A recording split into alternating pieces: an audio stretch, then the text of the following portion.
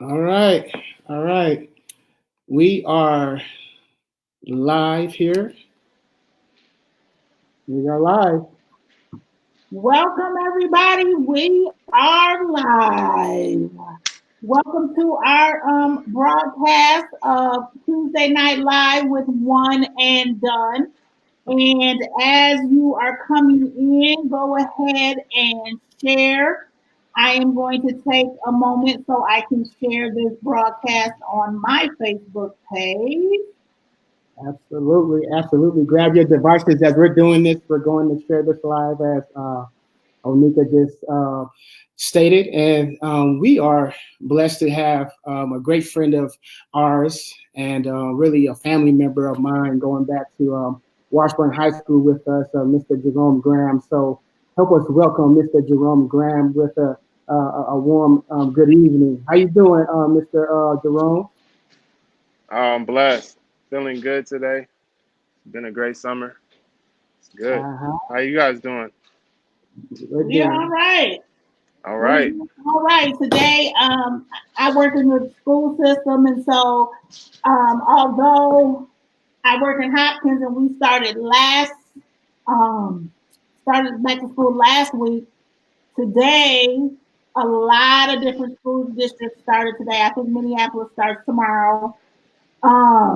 But yeah, we're looking at the new school year, and so we're wishing all of our kids well and praying that they are safe as we go through this school year. We know COVID is still out there, so we're praying for their safety and that we can go on this year and have a great year. Absolutely, absolutely, and thank you for that. And I just want to kind of add to that, Monica. We want to encourage all parents. You know, we are in this series, Unmasking Fatherhood, and this is part three. This is part three, and we are dealing with the primary focus topic, masculinity. But before we get into this evening's discussion, we want to encourage parents. We want to encourage parents, fathers, mothers, grandparents, coaches, community, etc., to get involved in your children's and in your early teenagers' lives throughout the school year. Help them to set great goals for the fall, going into the winter, and finishing up in the spring. And then not only set the goals, but help them to navigate the steps at obtaining those goals. And as they are doing so, let us not forget to celebrate them. All right, all right, all right, all right. And as Onika has already alluded to earlier, we are encouraging everyone. We know that we can't tell you exactly what to do, but we are encouraging everyone because of this Delta variant. It is numbers have increased tremendously. Hospitalizations have increased tremendously, and so we are encouraging everyone. Please be safe. Be safe. Be wise because even those who are vaccinated can contract this virus and be Mm-hmm. mass spreaders. And so let us remember our babies who cannot be vaccinated. And if we don't want to do it for any other reasons, let's do it to keep our loved ones safe. And let's do it so that we can get back to some type of normalcy as we are, or as many are expecting another high, movement of the spread. With that being said, we do have a special guest. I call him Rome because this is my friend. This is my friend, my brother. I remember we played JV basketball together for Washburn High. I'm not the basketball athlete that he is, still is, and definitely was back then. But we want to take a moment to welcome Rome on this evening and thank him for taking the time out of his busy schedule. Let me tell you, this man works in the school system, and he done worked out today and went back to work just so that he can join us this evening. So if you can share with us a little bit about your journey, what you're up to, maybe some of your college experiences, etc. You're on mute. Yeah. You know, Miller boys went to Washburn, and I loved it. I loved it at Washburn. I grew up North Minneapolis, but I was blessed, to get a scholarship athletically for basketball and went to Boston University. And Had an amazing time out east. I love it out in Boston. It's like a second home. Um, got a bachelor degree in psychology and minor in business marketing. And ever since then, I came back to Minnesota, home base, and really just got on the ground running and like started working in the mental health field, social services, nonprofits, for profit. Really just trying to find my niche, find my place, and kind of be a servant. I wanted to just really help people, so that was part of my heart back then, and still is. So um, it was amazing though my experience out east because Minnesota, Minneapolis is such a small place. The Twin Cities are small compared to Chicago, New York, Boston, and it was amazing just to be like in a more diverse culture, and I'm meeting people from different areas of the world where I've never met people from these areas in all my years of living in Minnesota. So I was blessed, to be out there for 4 years and be able to come back and have a fresh perspective about diversity and give back and support people that need support and support my own family. Yeah. That's right. That's right. Absolutely. Thank you for sharing that, and thank you for your service too, in every capacity. We know that mental health is real. We know that we should be taking care of our mental health just as we do our physical bodies, just as we see education, etc. So thank you for your service. And currently, it's my understanding that you're working in the school system. What district are you currently in, sir? Right now I'm in the Roseville district. All right, all right, all right, all right. Well, we want to thank you for being that figure, and thank you for being that image that especially our young teenage young men need to see. Right, it's good to see men of color that are working in those capacities, and so we thank you for being there, and letting them know that it is possible. It is possible to influence and to impact if we work hard at it and be diligent. So thank you for that. We also want to say to the viewers that are online, we want to remember Louisiana. We want to remember down south. They've been hit with Hurricane Ida. We also want to remember the East Coast out there, as Jerome was speaking about regarding Boston, because New York had experienced a serious impact as well due to the storms. And so, with that being said, we are going to dive right in. We are in part three for Unmasking Fatherhood. Our primary focus this evening is dealing with masculinity. But we first got to share with the viewers on how we got there. Part one, we dealt with why we are dealing with the topic of unmasking fatherhood. And some reasons being is that we're trying to fight and combat against single parent households. We believe that when both parents can collaborate and come together in raising their children, adopted children, whomever, a child, it gives them a higher rate at being successful and a lower rate at falling into some of the snares and some of the traps that await them in life. And that doesn't always necessarily mean that individuals are working underneath the same roof, because you can have both parents working, but they must be working actively and they must be present. And so that's one of the reasons why we wanted to tackle this topic, fatherhood.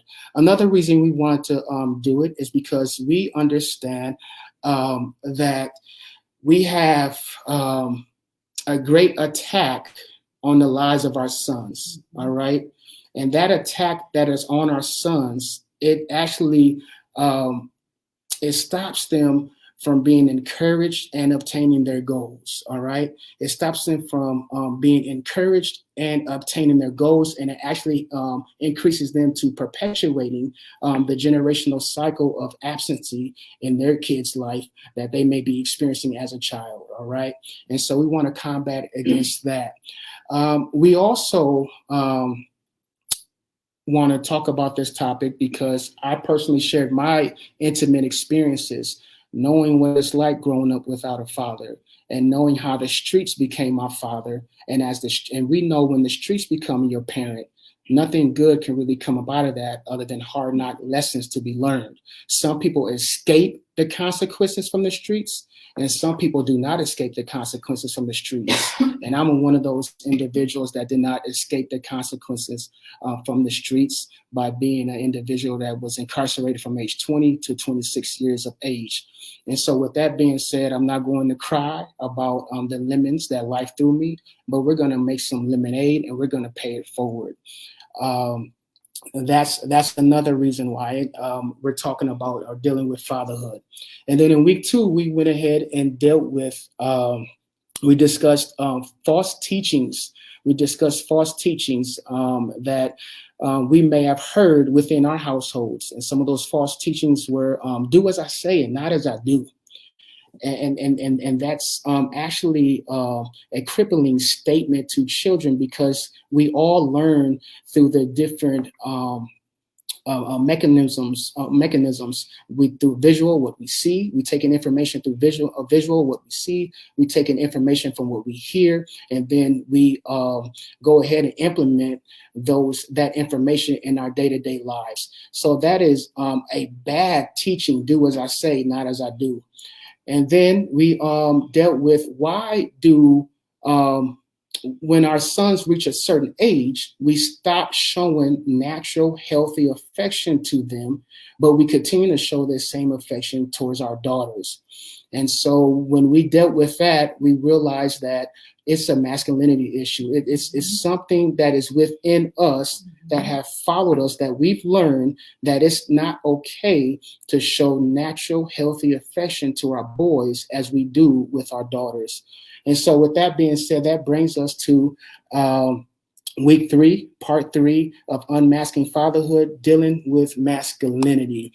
Would you like to share anything on that, honey? No, I think just the natural way that our conversation unfolded the last time, it kind of led us to, exploring, masculinity a little deeper. And we talked about how we receive all of these, our boys receive all of these messages, even our girls, but it's okay for girls to cry. It's okay for, us to love on our girls. But when it comes to our boys, it's like, no. So where does that, where does that come from? And so here we are today. And here we are. Here we are today. Thank you for that, sweetheart. We want to quickly give a definition of masculinity. Masculinity is qualities or attributes regarded as characteristics of men. All right, characteristics of men. And so we want to highlight. That word characteristic, because these are the things that identify who we are, and these are the things that we strive to live by. Okay, and these are things that even external relationships, when they see us, it sends a message to them on who we are. But one of the things that shape our masculinity, or that has shaped our masculinity, is unhealthy intimate partner relationships. I can recall back when I was in junior high school, it was, who can get someone's number and perhaps even sleep with the young lady. All right. And what that did was built a false social status. All right. And that created an ego. That created an ego of false self-esteem. Okay. And in the same breath, what it did was it began to shape and develop what I thought what masculinity was, okay? Because there was no father in the household to teach me what real masculinity is. And so I just want to ask you, Brother Jerome Graham, what are some issues there can be with having intimate partner relationships, all right, unhealthy intimate partner relationships named as true masculinity? That's a good question. I think I can definitely relate to kind of your story dating back from middle school to high school. And, unfortunately, just like you, I didn't grow up with my dad. So I didn't really have a frame of, a foundation on how to build a positive relationship, whether friendship, just being a son, being a brother, then looking deeper into an intimate relationship. I had no idea on how to build it. So whatever social influences that was around us is pretty much what we gravitated to, and also looking towards to the music industry. A lot of rap music, R&B. We kind of look towards that to kind of shape and mold how we're supposed to build our relationship. I'm not going to name any particular artists, but I know that music is a major influence. And just thinking back to, I remember, back when I was in like high school, I used to get teased a little bit for being light skinned. They called me the yellow boy. They called me high yellow. They called me all these things and saying, "Oh, you soft because you light skinned," And women said the same. Young ladies said the same thing too. It wasn't just males. And on top of it, what I heard was that women would say to me like, "Look, I want a bad boy. Like, I want somebody tough. I want a street guy. You a pretty boy. Like saying things like that to me." When you say that to somebody and for a fact that you want to have a relationship, an intimate relationship with someone someday, that means that you're not what they want. So you're gonna have to be tougher than what maybe you normally wouldn't be. And I feel like just that pressure of wanting to be the person who other people want to be with, basically, it makes you be like, you know what, maybe I do need to be tougher. Maybe I do not need to show, my emotions. Maybe I need to like dress really, thuggish a little bit and like show, and unfortunately, that led to some bad relationships because it was based upon false pretenses. It was based upon false attractions. And the foundation wasn't based on just loving or liking the person for who they really are. And so I'm just speaking on the early stages, how those influences kind of shape and mold how we view those kind of intimate relationships and how we get into them. And we realize the reason why we got into those relationships wasn't like anything heavy or anything like deep enough to sustain and to last, Mm-hmm. I think you touched on something major that shapes that I feel, this is what I think, shapes a lot of our boys growing up, masculinity, and that's the media, right? And what they and even us girls, as you stated, have a role in that because we're watching the same videos y'all watching, and all the bad boys, they was it, right? And so how does that shape? You know what I'm saying? Our mindsets to where now we're kind of projecting that image onto you all. You ain't hard enough. You ain't tough enough. You ain't masculine. This isn't what I'm seeing on the videos. That's not what they presented to me. You saw. That's what you saw. Yeah. And I want to say that's problematic. It really is problematic because we have to understand that when we the initial feeling when somebody says that to us, we actually feel hurt, we feel pain, we feel some type of rejection. All right, and so what we do, instead of knowing how to navigate through that hurt and through that pain, what we do, we cover it up. All right, with the artifacts of this life, and that's false narratives that come through social media, that come through music, that come through the news media.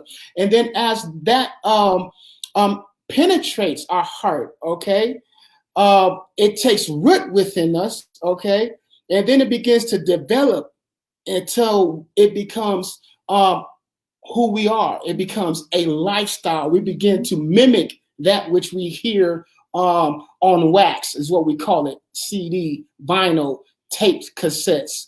And one thing I took note of when you were saying, Jerome, was that because we don't really walk in who we are, or we may not even know our true identity, we lose value, the true value of who females are. All right, that's when the disrespect comes. We're no longer calling them by their name. Their name becomes that four-letter word. All right, we no longer see them as a human being. We begin to dehumanize them. All right. In other words, we begin to see them as objects instead of people. All right. And the reality of it is that we are operating and functioning in that capacity because we don't even really know who we are. Once we begin to know who we are, okay, then we're able to see the value or the validity in someone else, and that would change our approach to our intimate relationships. And intimacy doesn't necessarily mean, saying somebody that, is boyfriend or girlfriend. That can also mean, saying someone who is your close friend, your BFF is what they call them, all right? It could be colleagues and so much. So what are your thoughts? What are you thinking right now about that, Jerome Graham? Do you think that a lot of what you shared with us, the music, social media, a bad company, unhealthy relationships, has caused for our vision to be blurred to where we don't see females as people. We actually see them as objects, which means that we are not looking at their humanity, but we're actually dehumanizing them. Yeah, that's a really good point. I'm really, I look back at my past and things that I've been through and all the past relationships that I've been to, and I'm disappointed, because there's a lot of knowledge that I wish was instilled in me at a very young age. And there's one in particular thing that I wish somebody would have just kept like ingrained into my mind is what you touched on, talking about really knowing yourself and knowing who you are. And like, if somebody would have told me, hey, look, society, friends, peers, TV, music, all of that is going to influence you to try to be something else that you're not, or be like them, or go buy these particular clothes, or go, wake your hair like this or whatever, right? But be true to yourself, be yourself, and Mm, if that message was ingrained like over and over, like you can't just say that to a young person once and then think, oh, I got it. Because the influences, just think there's millions of negative influences in the world that's constantly saying, nah, shape and mold, let me change you, be this, go get this surgery, blah blah, right? But if only one person is telling you one time, hey, look, be yourself, fight through, all the influences, you get overpowered with the negativity and the negative influences versus that one positive influence. So I just think back at that time, and reality is, for me as a grown man, is that there's nobody's fault. Like, even as a kid, we all make our own choices. It's not women's fault. It's not the media. All I'm saying is that those situations are influences to people who may be ignorant to knowing how to build a relationship or knowing how to value others. Um, but at the end of the day, it's up to every person to go seek that knowledge so that they can have these healthy relationships, and good thing that I had a great mom that, kind of try to counter all these negative influences. And she instilled a lot of love in me. And if it wasn't for my mom, I probably would have been even more cold hearted. My mom helped to shape and mold my emotions to a point where at least I knew that I had emotions, because if I only listened to my homies and to the people I grew up around and the gang influences in my neighborhood, it would be like, you're supposed to never show your emotions. Like you not even supposed to have emotions. If you Yeah. even got emotions in your heart, you weak. You can't even be out in the streets. Yeah. And so it's a real thing. It's not just the fact that it turns into negative relationships. It's the fact that you feel threatened in the community. If somebody thinks that you're weak or soft, people can target you. People want to Mhm. rob you. They want to, abuse Yeah. you. True. And so it's a ripple effect of a lot of negativity through, your life, where you have to be overprotective over your person. So I see why we have to put these masks up sometimes of being extra tough. Yeah. Rome, let me get this Miller alumni. This is Kim Bell. She has a comment for us, man. And that's real talk. I'm glad you said that. Oh my goodness, because that's what community does. It makes you feel almost as if you're not human. You're not supposed to feel this way, but it's normal to feel this way because you're a human being, right? And how impactful are the mothers. So we want to give a shout out to all the mothers that are watching right now. Thank you for helping cultivate and nurture our sons, right, and our daughters. Let's see what Kim Bell. Hey, how you doing, Kim? She says she believes it starts when we are young, when we sexualize our kids. My son is a fine. My daughter. Oh, my son's son is so fine. Yes. My daughter is so sexy, etc. When we place our kids in adult roles. Yes. My son is the man of the house. That is a problem and certainly contributes to the ideology of machismo. Machismo, especially in our community. Absolutely. And I wish we could bring Kim in here, because I don't want to get her words mixed up or her frame of thinking on that. But that's clear to me from this perspective. We just really have to deal or work and be in our kids' life and our teenage lives right where they're at. All right. We don't have to be so quick to make them adults or young adults. Okay. We should be teaching them that, hey, man, enjoy these years. These years are fundamental. These years are precious. Don't be so quick to grow up fast. We heard that old saying, you're living life in the fast lane, or you're a fast, a fast little girl. In other words, be a kid, or stay in your place. And we have to own that, take some accountability to that, because of our interaction with our kids and with our young teenagers and middle-aged teenagers. And so thank you for sharing that, Kim. I also want to ask you something here, and I know that we're coming up on 4:30, but I want us to squeeze this just a little bit more, Jerome. Uh, you touched on how the community would think that we're soft. We're seeing a lot of violence within our communities. We are seeing babies being killed. We are seeing grandmothers being shot. We are seeing just a huge lack of sensitivity for life. All right. And not just other people's lives, but our lives. All right. Do you think that false masculinity plays a role in some of the violence that we're seeing in our communities? Oh, definitely. That's a big role. I used to go into some of the juvenile facilities with some of the young men, and work with some of the young ladies in some of these facilities. And I would hear people really stereotype our young people, though.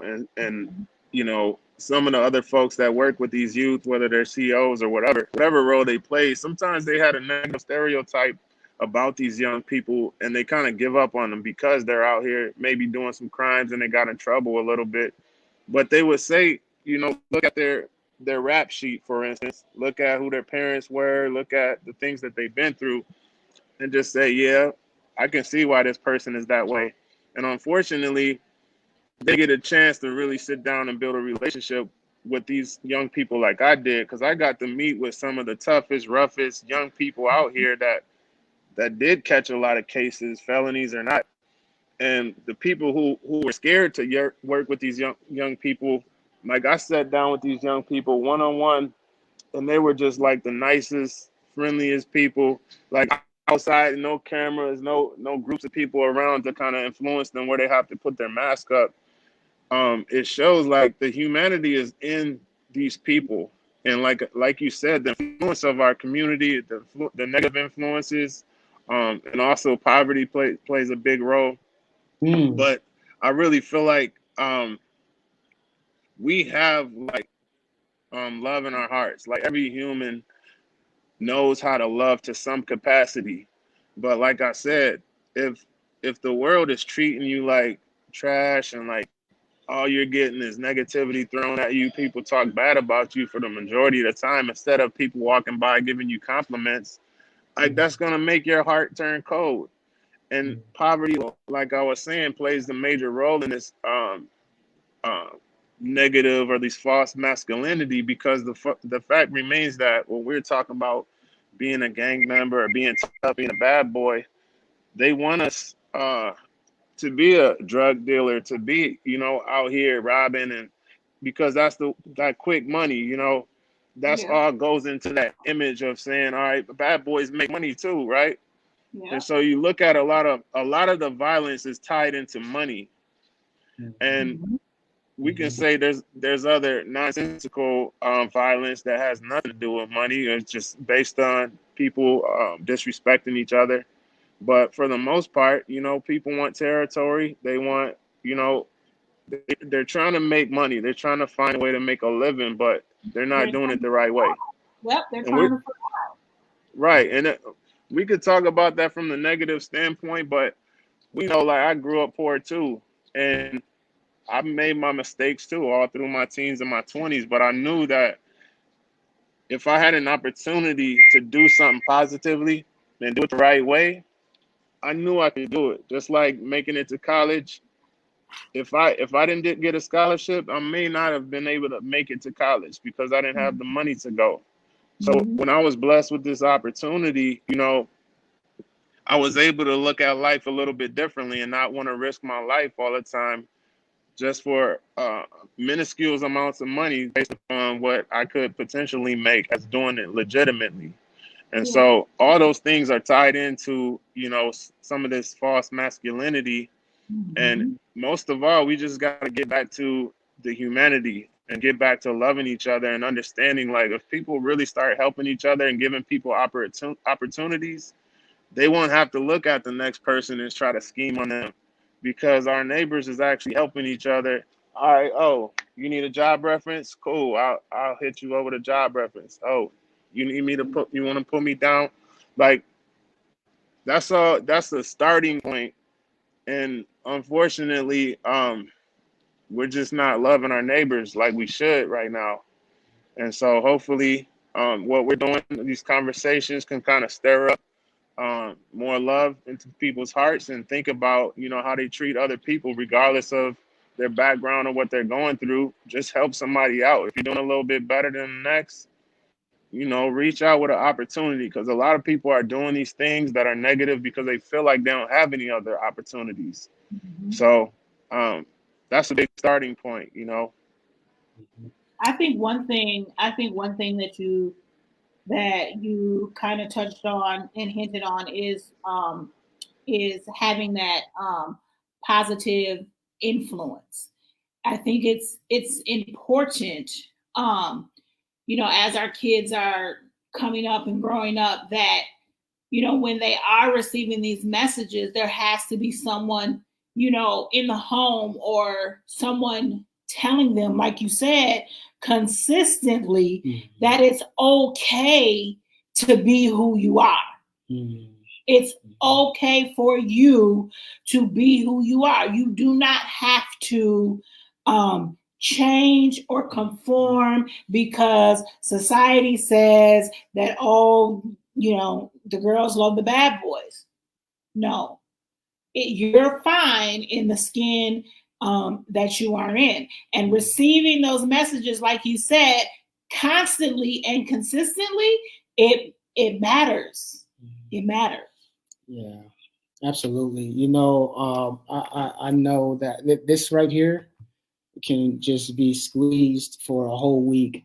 And we want to just share with viewers on tonight that these 30-minute sessions, and sometimes they go over. And so thank you for staying with us on this line. These sessions are not designed to unfold or unpack, topics in its complete totality. It's really designed to stimulate our minds and cause for us to continue to do our research, all right, and then put the application to the knowledge, right? So once we become knowledgeable of something, we have a responsibility. And that responsibility is to put the application. And so, with that being said, we do want to share this with you. We have heard what false masculinity is and what false masculinity looks like, and how it actually the origin of it. Okay, we want to share this with you that are watching that may have children at the age of 10, 9, and just at that age where they're exploring themselves and exploring different pathways that are unhealthy. If we do not step into our kids' lives and be actively present and share healthy information, music will be the father. Mm-hmm. All right? That's selling sex, unprotected sex. And with that, it puts them at risk for STDs, puts them at risk for pregnancies, and puts their education on delay, the whole nine. It puts them at risk at going to an early grave. All right, it puts them at risk at being incarcerated. Okay, it puts them at risk. All right, at being in unhealthy relationships, and so it becomes our responsibility, saying within our households and as individuals within our communities, because it takes a village to raise a child. All right. This isn't just on one family. We're in this thing together. Just as we're fighting COVID-19, we're supposed to be fighting it together. We're supposed to be fighting for the lives of our kids together, because they are the future doctors. They are the future lawyers. They are the future pastors, the future leaders. They are the future teachers. They are our future. All right. And so it becomes the community's responsibility, or it is the community's responsibility, to highlight negative information that's going to actually stunt or stagnate their growth, and our responsibility to show them the correct way of living life and the way that it was intended. And to because we all have love on the inside of us. We all have gifts and talents on the inside of us. Sometimes it takes someone else to shine that light on the gifts and the talents that's been buried, all right, and begin to cultivate that thing. Walk with the individual and help them see it to completion. And so, with that being said, we want to say, be encouraged. We love you. Stay tuned for further updates. Like our Facebook page, One and Done's Facebook page. You can email us at info@ondusa.org, or you can give us a call, 612-400-4046. You can subscribe to our YouTube page. You can follow us on IG. And at this time, for Jerome Graham, I want to know if you have any plugs you want to give, or give some final remarks for the audience on tonight. Man, I just want to say I appreciate you two having this conversation with me. I'm hoping that there's many more conversations. Anything that y'all want to do to build more on what you're doing with your programming. Um, I got some connections I can link you to as well, and vice versa. I'm hoping you can connect me with some things. And most of all, I appreciate this conversation, because we're still learning. Me and you, we're not the master fathers and can break it down on how to be the best dad. But I know for a fact that one big thing that I wanted to say at the end was that Mm-hmm. I used to think that, like, I could kind of live my own lifestyle, whether it was a negative kind of lifestyle, and have kids, but at the same time tell him, like you said, do as I say, not as I do, right? And that's so false. It's a false way to live, because the kids are really looking up to you. They watching how you move. They watch how you make your money. They watch how you speak to their mom. They're watching how you treat them. Like, so you got to really model to be the best dad you can be to, your children, because they're gonna take note, and they're gonna respond, and they're gonna maybe pick up some of those negative traits if you're not living the right way. So it's important that we all like try to be the best person we can be and just love on our children to the max, you know. Absolutely. Love conquers all things. Strength is not in how big our muscles are. Strength is not if you can pull the trigger and kill somebody. Strength is not if you can punch somebody in the mouth. It takes a strong man or a strong individual to be able to turn around and walk away from an incident. All right. It takes a strong individual who can process really what's happening in the moment and make the intelligent decision that's going to keep them on the path of success and being a blessing to their family, opposed to finding strength in the alternative, which is violence that can cause you to have a setback. And that's what our communities are not telling us, and that's what that rap music is not telling us. We love you, and we say God bless you. Thank you for your prayers. All right, we love you too, Kim Bell, alumni, home of the Washburn Miller. She gives a shout out to you, Jerome Graham. Sweetheart, you have. Indeed. I don't have anything. I don't have anything to say. Just want to thank everybody for joining and thank you for your comments. We appreciate it. It's a great conversation. And I feel like we're just touching the tip. Goodness. You're saying something. So at the iceberg, so we usually just see the tip of the iceberg, and that Right. shows you that at the bottom of that tip of the iceberg, there's a base. There's a base, and that means that we got to keep on hammering because there's so much to do, and we didn't get over here. We didn't get here overnight, which means that the work's not going to be complete overnight. We thank you, Brother Rome. Let's continue to build. We say God bless you. Take care now. Right. God bless you. Bye bye. Bye.